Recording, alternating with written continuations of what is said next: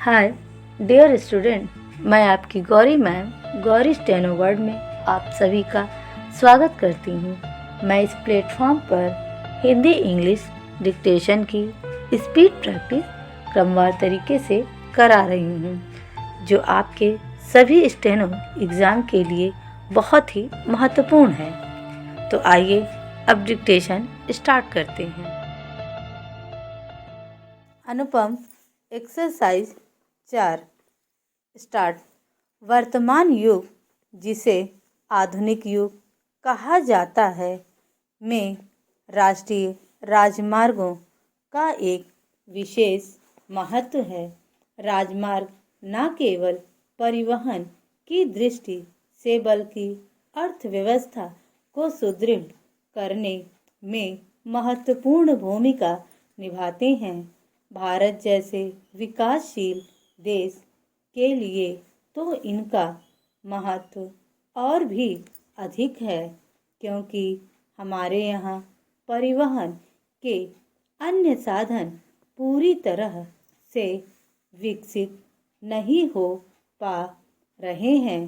प्राचीन काल से ही हमारे देश में सड़कों के निर्माण को काफ़ी महत्व दिया जाता रहा है, लेकिन स्वतंत्रता प्राप्ति के पश्चात राष्ट्रीय राजमार्ग के विकास और विस्तार के कार्य में विशेष तेजी आई है।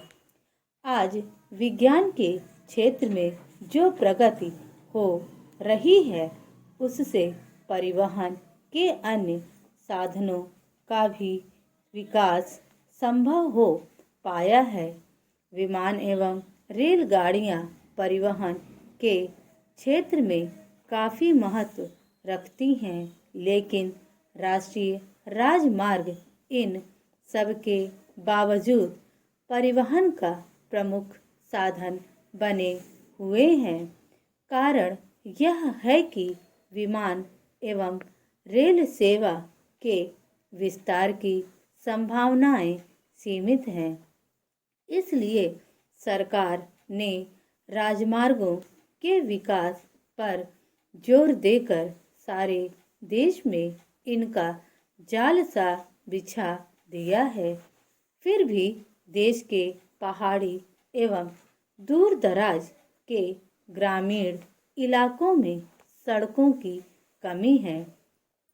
आज़ादी के पश्चात 1984 में राष्ट्रीय राजमार्ग की महत्वपूर्ण भूमिका को स्वीकार करते हुए इनके विकास की नई नई योजनाएं बनी, जिससे कुछ नए राजमार्गों का विकास हुआ एवं पुराने मार्गों की मरम्मत एवं रखरखाव में तेजी आई। राजमार्गों के रखरखाव एवं सुधार की जिम्मेदारी मुख्य रूप से राज्य सरकारों की ही है, परंतु संसाधनों की कमी के कारण प्रदेश सरकारें इस कार्य को उचित महत्व नहीं दे पाती हैं।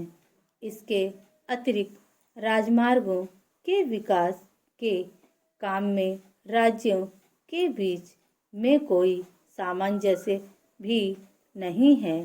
इस कमी को दूर करने के लिए राष्ट्रीय राजमार्ग प्राधिकरण का गठन 1989 में एक सरकारी अधिसूचना के जरिए किया गया।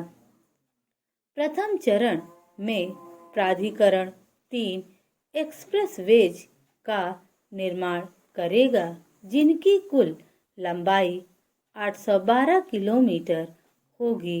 इन राजमार्गों में बम्बई और पुणे के बीच 145 किलोमीटर, बड़ोदरा और बम्बई के बीच 422 किलोमीटर एवं मद्रास और बंगलुरु के बीच 325 किलोमीटर सड़कें होंगी।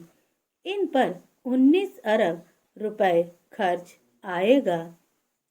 एक्सप्रेसवेज की विशेषता यह होगी कि इन पर काफ़ी तीव्र गति से वाहन चल सकेंगे। भूतल परिवहन मंत्रालय ने कुल 4500 किलोमीटर लंबे एक्सप्रेस वेज के निर्माण एवं सुधार का लक्ष्य रखा है। देश के आर्थिक विकास में राजमार्गों के योगदान को देखते हुए सरकार ने राजमार्ग निर्माण के कार्य को उद्योग की शक्ल देने पर विचार कर रही है। सरकार का मत है कि राजमार्गों के निर्माण, विकास तथा विस्तार में सरकारी एजेंसियों के साथ ही निजी एजेंसियों का भी सहयोग लिया जाए। स्टॉप।